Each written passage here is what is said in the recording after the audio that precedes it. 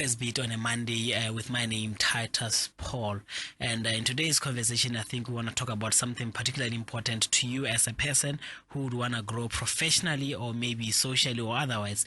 And the conversation cannot go on without a person who's best suited to discuss that kind of a topic. And I'm not alone in the studio. I have the man called Pako Moshaga.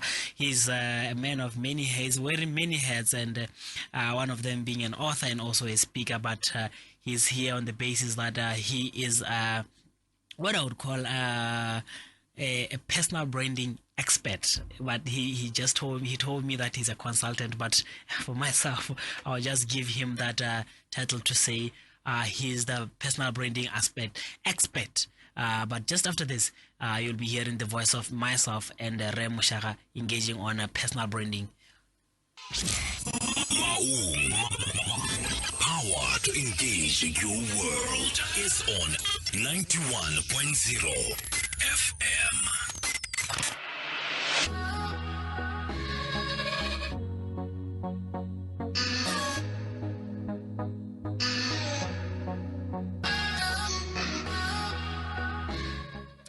On Gabz FM, Power to Engage Your World, like I said before the break, that Pako Moshaga, and we are talking all things personal branding, and it might be for something that you really look into. As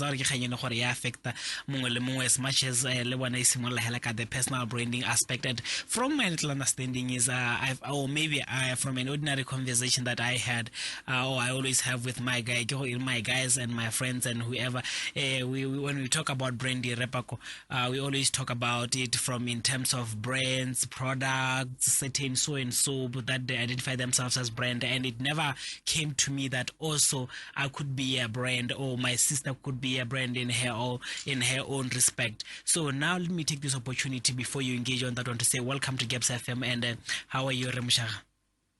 Thanks so much for the invite. I'm great, and hi to the listeners as well. Yeah, all right, yeah. The notion of personal branding, I think am I a brand? Is my listener a brand that they should now start having to take consideration or be careful of their brands or whom they are when the name branding comes into the conversation? All right, so basically, a personal brand is what people say about you in your absence. So what people say about you when you're not in the room. That's your brand. Kore is like, it's like a label that people have put on you. Sometimes you are aware of that label. Sometimes you are not. So in summary, it's basically that. Is what people say.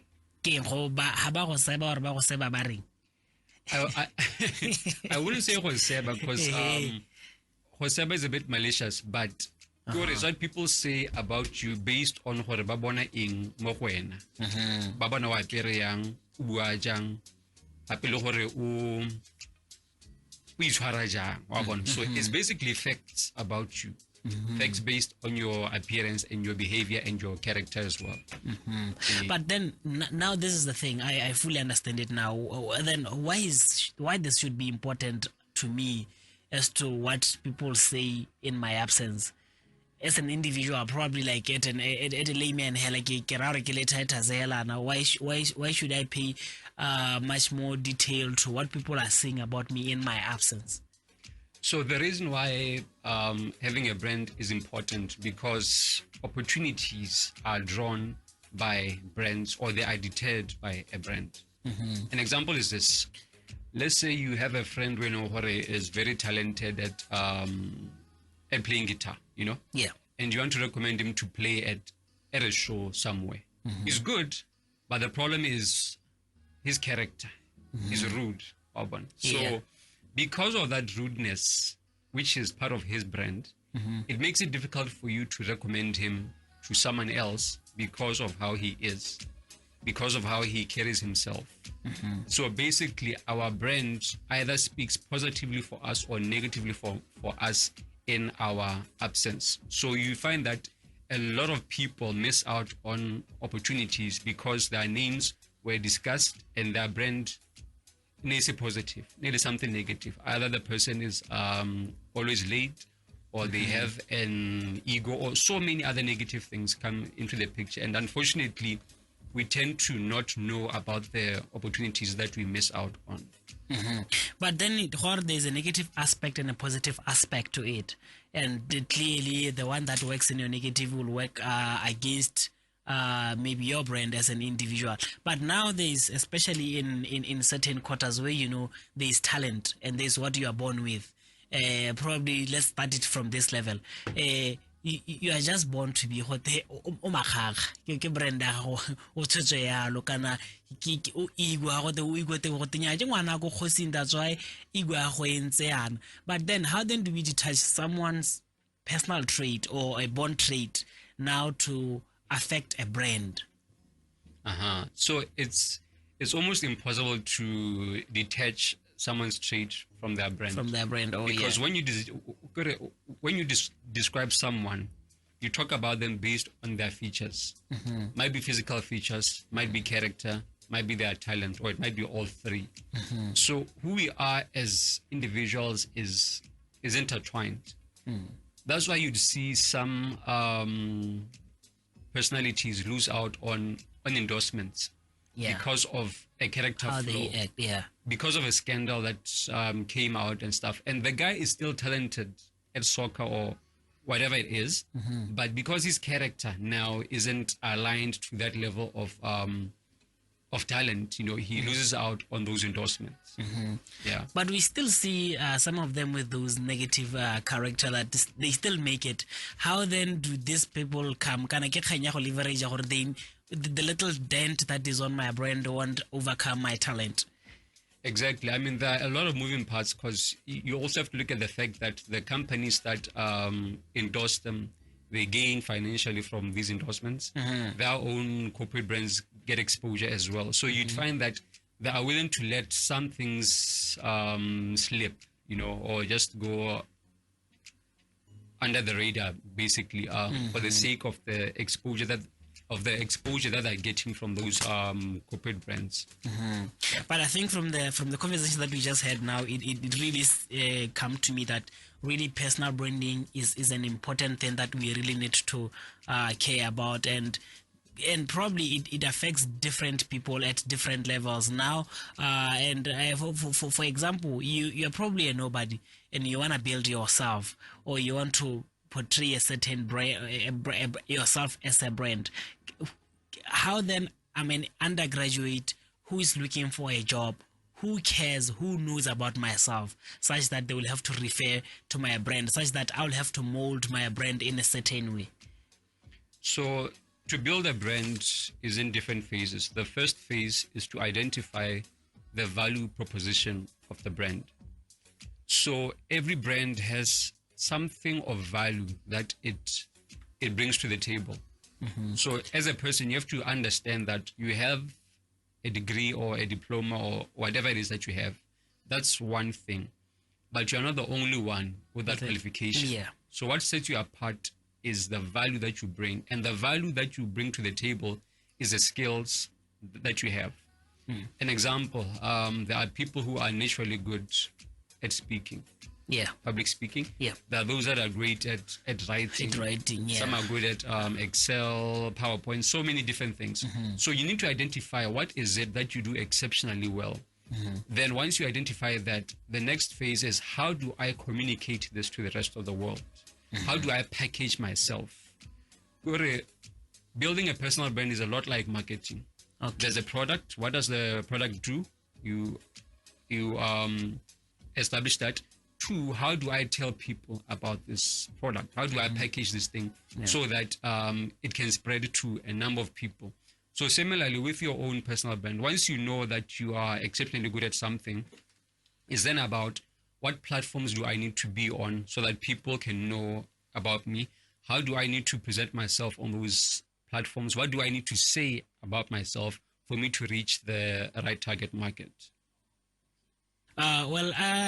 It gets to me that this has to be obviously of an organized person, but now a nobody who has not how many, but you expected you make a decision looking at what this person has written, or what this person or what platform are they in, Facebook and that type of engagement there?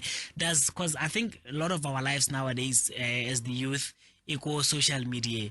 Now I think okay,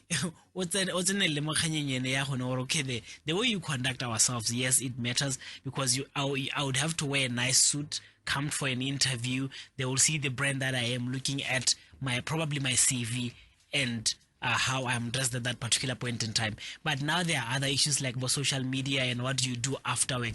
Do those things really what matter, such that we can, when we want to mold our brands or build our brands, that we should look much into? So what we need to appreciate is that there are global trends when it comes to issues of recruitment and opportunities as well. So what we are seeing is that right now, people are being checked out on social media more and more before they can be given perhaps a job opportunity. And so what we need to be aware of is that anything that we put up on social media has a potential to be seen by people that we want to give us opportunities. So you can be on a platform like LinkedIn. You're very presentable, wearing a suit and everything. But then on other social media platforms, you are just a very wild person. And so each time we share a picture or a joke, or we write something that we feel deeply about on social media, we need to be aware that there is a digital footprint that we are leaving, and that though this thing that we are posting might be part of a trend, after that trend ends, the damage is still there. Those words are still under your name on Facebook or on Twitter or whatever platform it is that you post on. So we need to always be aware that us being assessed goes beyond a job interview.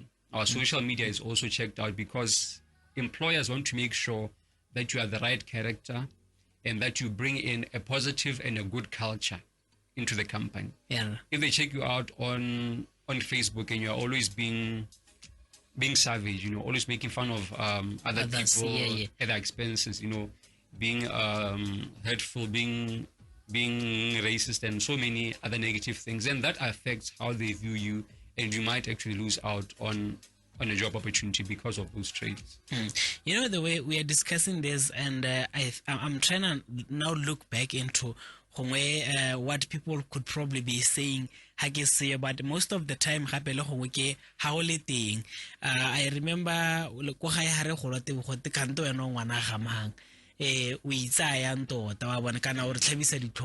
so well, now the thing is, whose responsibility is it to make sure that Nagele Titus well should it be my family now that should say or so you must behave in a certain way, or it should be me myself, or I should immediately care than my family does? I don't know if you get my question. My question, between people you associate with and yourself, who should really care about one's brand? So your brand is your own personal responsibility at the end of the day. So you are accountable to yourself. Hence why it's called a personal brand. It could be called it could be called a social brand or a family brand, but no, it's personal because it's all about you. So we need to be accountable for our words, our actions, and our presentation in public as well. Because as much as it'll affect you are the primary person that it affects the most at the end of the day. And so we should think each time we go out, am I adding value to my brand, or am I taking value away from my brand with how I'm dressed, with the things that I'm saying, with even the people that I'm hanging out with?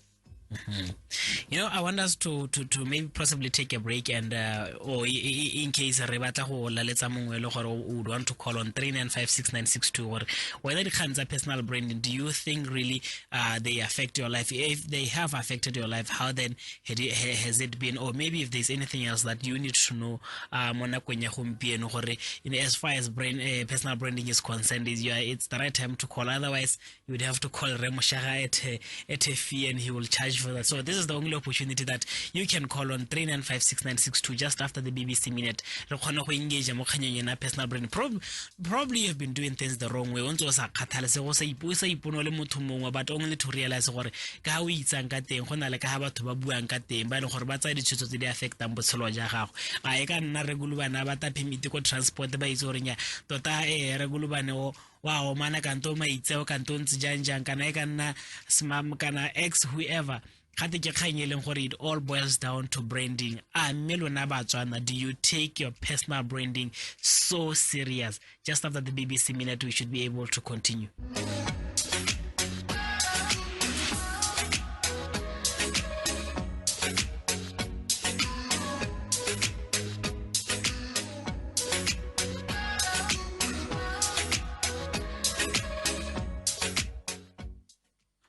On the press bit, my name is Titus Paul, and we are here discussing personal branding with Pako Moshaga. Welcome back after the BBC Minute, and we are left with about 30 minutes until we get to the top of the hour, and Tebogo Mokoto will be bringing you news at that point. And in today's conversation, we are continuing branding. Before the break, I think Moshaga had told us that we are our individual brands, and we should be able to appreciate by at this point in time your personal branding should really matter, and you should take it much more serious. But now this is the thing, I don't want us to discuss this in abstract. I want us to take us home. Usually tell the ratings personal branding.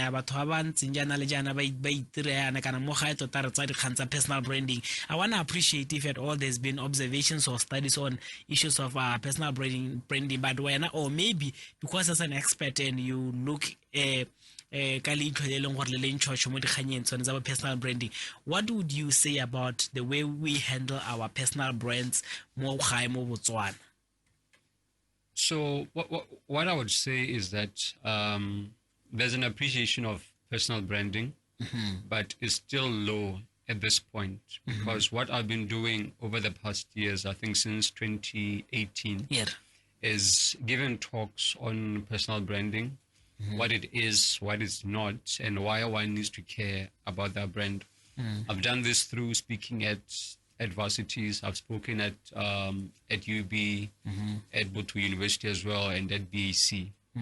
I also have a YouTube channel as well, where I share this information in an effort to get it out there and to ensure that people know the potential damage that they do through not managing their brands.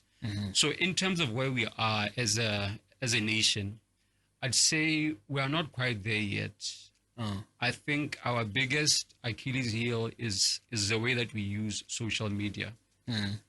Our use of social media tends to be very emotive, based on trends, and not really done looking at the potential fallout of what we are posting and what we are putting out there. Because I feel we tend to feel that social media makes us invincible.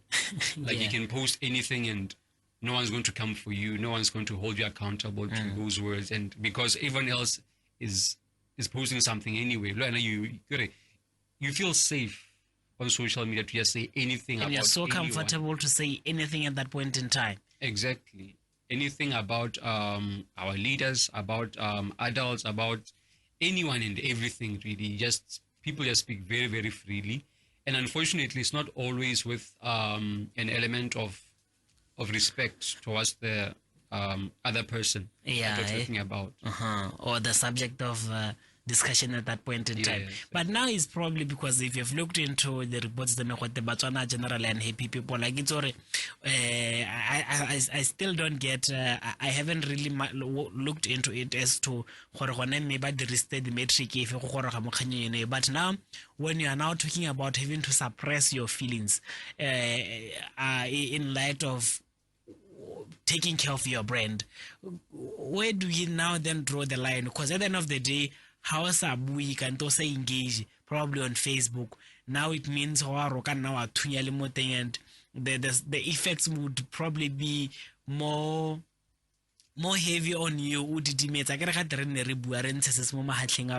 but at the same time you just want whatever you say tota is not like you'd have a footprint, and you'd have how people perceive you and have a picture of you, how say you. Should we now suppress our feelings such our brands? So we shouldn't suppress our feelings at all. Yes. Rather, what we should do is to be mindful of how we express our feelings. Gore, it's a lot like PR. You need to have your own personal PR kind of mindset. As much as I might be posting about something that I'm very upset about, it's how you say it. Yeah, it's about how I say it. Gore, I can be upset, and if I just speak freely, purely based on my feelings, I'm going to say something very hurtful, very toxic, and very damaging as well. So personal branding is all about saying, I want to express myself, but I'm going to think about the words that I use, the language that I use, the pictures that I put up to get my points across, and think, how will this look maybe a week from now? When I'm now calm, I'm now cool. Will I still feel that this was a good thing to post, or will I regret what I put up at that moment? So it's all about saying, I'm going to apply a level of emotional intelligence in what I post on social media. I won't post based on my feelings and my anger and my hurt. I'll express myself, yes, but I'll be mindful that what I put up is permanent. I might delete it after maybe an hour or two, but people take pictures. Exactly. So you put something up, after an hour it's gone viral. So it's important that we just keep thinking, okay, if this thing comes up at a future date, I make it safe. But I wouldn't say, like your observation was probably right, and in terms of taking care of our personal brands. But now, okay, fine. We live in a society, and there's a certain behavior that is associated with a certain social group or a professional group or an organization or a football team that you are part of. And but you are so attached to that team, yet you don't behave how then, from a personal branding perspective, do you make sure that you keep yourself clean or your brand clean while you are still working with that, or with that kind of a group or an arrangement? Yeah, that's a tricky one. So I mean, it's all about being aware of the influence of association. That people link us to what we are associated to. Show me who your friends are, I'll tell you who you are. Exactly. So in our associations, we also need to be mindful that, am I hanging out with people that I'm proud to be seen with? Or am I hanging out with people by no or I only want to be seen with them in the dark, type thing. So we need to make a decision that I want to build my brand. It means I have to make sacrifices. It means that I have to think twice when it comes to associations. It means that I have to think twice when it comes to even places that I can be seen in, because there are some places that unfortunately have a very negative perception, and once you are seen in that kind of place, it can affect how people see you. So we need to be getting to a point where we say, for the sake of the future that I'm trying to build, for the sake of the vision that I have and where I'm trying to go, I'm going to have to cut some things out of my life, or maybe not cut, but minimize the level of exposure to some people or some environments as well.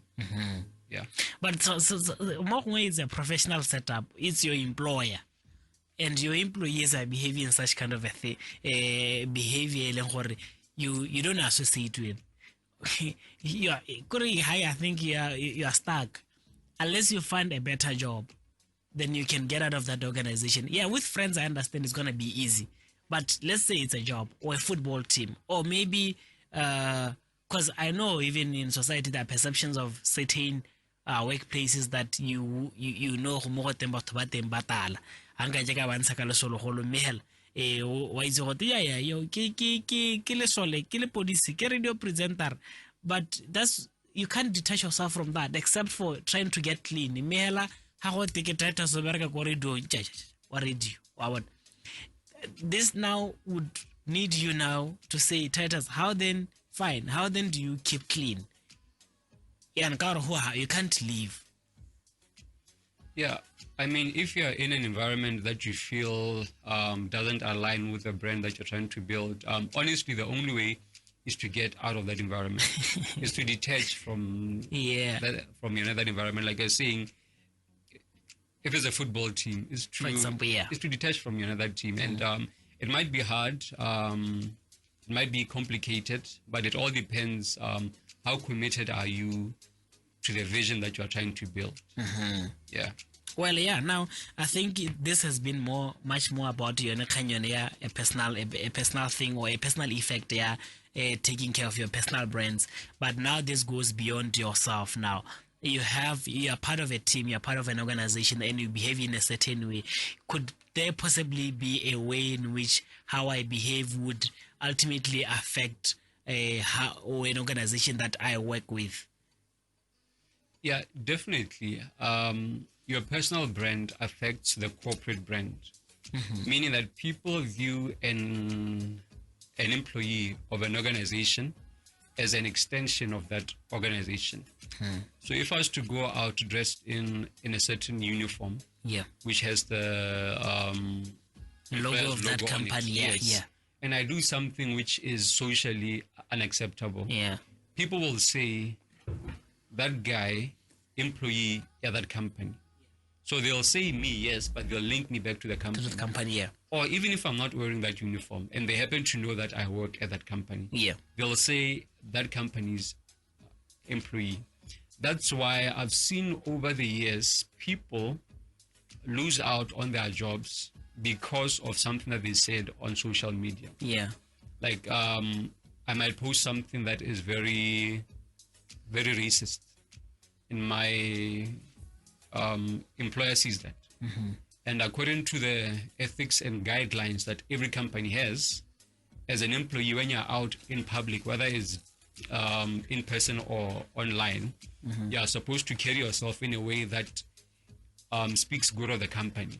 And so a number of people have lost jobs over Facebook posts, over tweets, and over so many different things, because your personal brand is an extension of the corporate brand of the employer.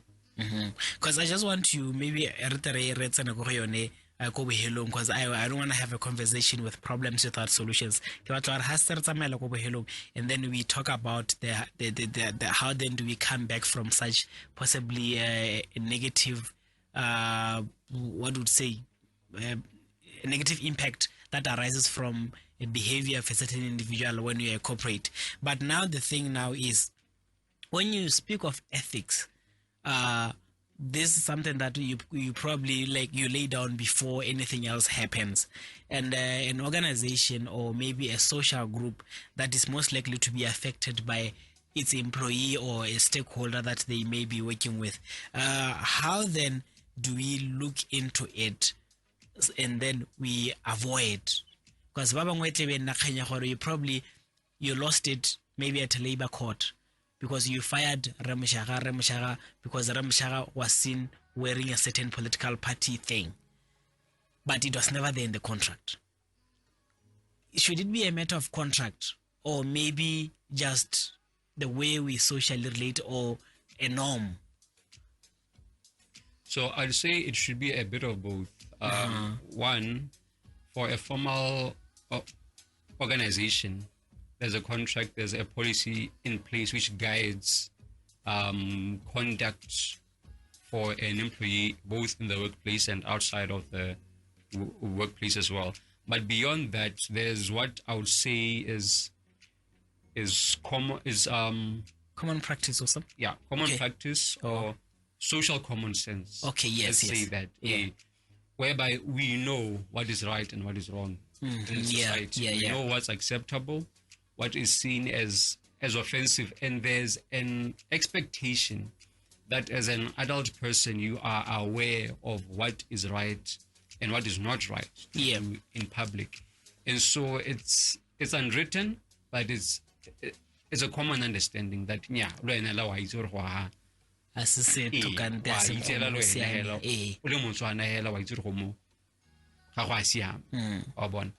so that's why I say it's a bit of both, and ultimately it's a balancing act which really needs you to think twice before you say certain things, before you do certain things in public. I mean, not to say that that's the right word. But when you do something, say it's out of the ordinary. When you say something about maybe politics, things that are sensitive topics, sensitive areas, that's when you really need to think twice that should I be saying this? Do I want to say this in this kind of setting? Well, like I was saying, the conversation, I think,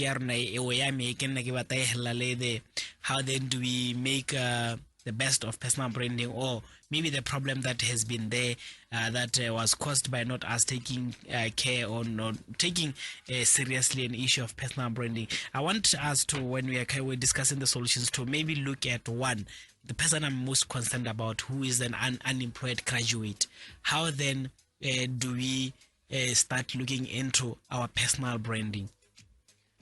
So as an unemployed graduate, one, you need to understand that getting a job opportunity is about applying. Yes, that's true. But as I mentioned earlier on, there's also an element of being checked out on social media to ensure that you are the right candidate, you are the right fit socially and culturally for that company. So the first thing is to start treating your social media with caution. There are trends, yes, you want to post stuff and get likes. But you also want to preserve your name and your future as well. So that's the first thing. I know that most of us are big on social media, especially the youth. So do it with caution, have fun, but don't sacrifice your future. Then beyond that, you need to be on professional platforms. LinkedIn is one platform which I'm very big on. It's a social media platform, but it's more on the professional side. For those who aren't that aware of the platform, it's basically a networking site for professionals. You put up a profile, which is essentially your CV. It's your name, your work experience, if you have any, your qualifications, any skills that you have, any certificates and things like that. So basically your profile is a digital CV. Then beyond that, you're able to connect with other professionals, with MDs, CFOs, and virtually anyone that you want to connect with who is on LinkedIn. You can send them a request just like you do on Facebook. Then what you want to do is that you want to have a good looking profile. What most people tend to do is that they treat LinkedIn very similar to Facebook, because the platforms are set up in a very similar way. You have a profile picture, you have people that you send requests to, they accept, and they post, Lorena, you post as well. And so it's easy to just treat them the same, but it's a professional platform. So you want to be seen as someone that is professional, and that starts with your profile picture. Choose a profile picture which is appropriate for such a setting. As a platform, not a selfie. A professional picture, I often say, think of the pictures that they use in the papers when they announce a new chairman or a new board of director. Those formal pictures, that's a classic example of the kind of picture that you want to use on your LinkedIn profile. Then the second thing is understanding the language. In that kind of setting, we use professional language. We don't use shorthand. We use full text when we post. It's the typical kind of language that you'd use in your emails. It's professional language. There's courtesy involved, and it's just proper way of writing and communicating as you would in a workplace. Then the last point I'd really add is that being noticed on LinkedIn is about the things that I've just touched on, but beyond that, it's about the value that you offer. People need to see what is it that you're exceptionally good at. If it's writing, they need to see it in your post. Writing in the profile. Yeah, the post that you put up will show okay, Muto is good at arranging words and their thoughts, and you stand out because of the way that you write. Because I've gotten a number of opportunities to write articles because people saw my posts on Facebook and on LinkedIn. They're like, wow, you know what? You know how to write, you know how to put words and thoughts together, and actually got opportunities because someone was able to see my value through my post. Wow. That's one example. You may be someone that is highly analytical. You know how to analyze things. So just put up posts or analyze the different topics in your field and give the solutions. And you do that over time. After some time, people will start to notice, Moto is very analytical. They're always saying something very thoughtful, very insightful and stuff. So whatever it is that you do well, learn how to communicate it and do it consistently. And just like marketing, people will notice consistency. You know, when you just say that, we used, I have a friend of mine, regularly discuss when the other time, because I'm not really, I studied politics at school. I was not top of class, but I did well. And I remember the other time he was saying, you know what, the idea of us giving people ideas and analysis for free should stop. And it all went back to Facebook. Or, yo, guys, everyone will be saying, hey, Facebook. But at the end of the day, someone is being hired to analyze and to do things at a fee. Same thing that you do free on Facebook, someone would probably take that thing and then apply themselves to their workplace. How then do we, while of course you want to stand out, you want to be seen, but you protect what could probably put bread on the table? So in this context, we are talking about an unemployed graduate, I guess. Most likely to be, but or maybe you are employed elsewhere and then you are giving expert analysis in a different sector that you are not employed there. Probably, maybe you studied, or maybe you are reading or you are studying at the current moment.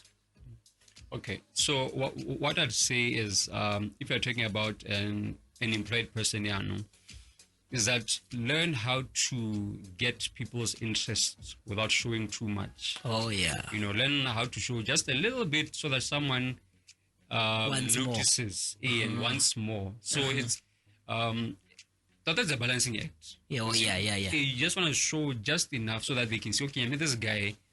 Then once they are hooked, once they then reach out to you, that's when you say, actually, I can do this at a fee, or I'm a consultant, I can come and consult at your company, or whatever it is. So think of it like advertising and marketing. One is about getting people to notice the brand. Yeah. The other one is about getting people hooked now. On the brand. All right. Well, I think that should be a word of advice to those that you probably have that special skill that you are giving out probably for free. It's like, no, don't give it out all, but give people the picture that you know what you're talking about. Probably when they come, that's when you can give an invoice. Moshaga, you know what? This has been a whole enlightening conversation that we had in the past hour, and I want you to leave us with words that should stick into our minds and we should apply whenever we talk about this topic that we just discussed today, taking care of our personal brands. So what I'd say is your brand starts with your mindset. So everything that we've been talking about is external, Yeah. Is the presentation online, in person, is the character and all those things. Yeah. But the foundation of your brand is the mindset. You need to see yourself as someone that has something to offer. See yourself as someone that has value, that has skills, that can bring something to the table, and value yourself and respect yourself. And the more you build a positive mindset about how you see yourself, the more that it'll be easier for you to build a brand. I wasn't always into wearing suits. Yes. But the moment that I started working on my internal brand, how I saw myself, the more I saw myself in a positive light, I I started to value and esteem myself. Then I just wanted to just start wearing suits. I wanted to take myself seriously. Yeah. Because the way that I saw myself changed. So work on your mindset, and once you can conquer that mindset, then you'll want to dress better. You'll want to be seen with people that add value. You'll want to be seen in better places. And so that's what I'd say. Okay, I think that was your goodbye, Moshaga. Let me say thank you very much for coming by and having to give us your thoughts without an invoice. Sure, that's a pleasure. All right, yeah, that was Pako Moshaga, who is also an author and also a speaker. And is his profession in terms of having to guide and consult on personal branding. Yeah, he had given us a lot of insight as to how an individual like myself should take care of themselves, should take care of who they are, should know and behave in the way that they want to be described in their absence. That is how he described, at least to myself, personal branding. Until we meet again next week, so Titus Paul is my name.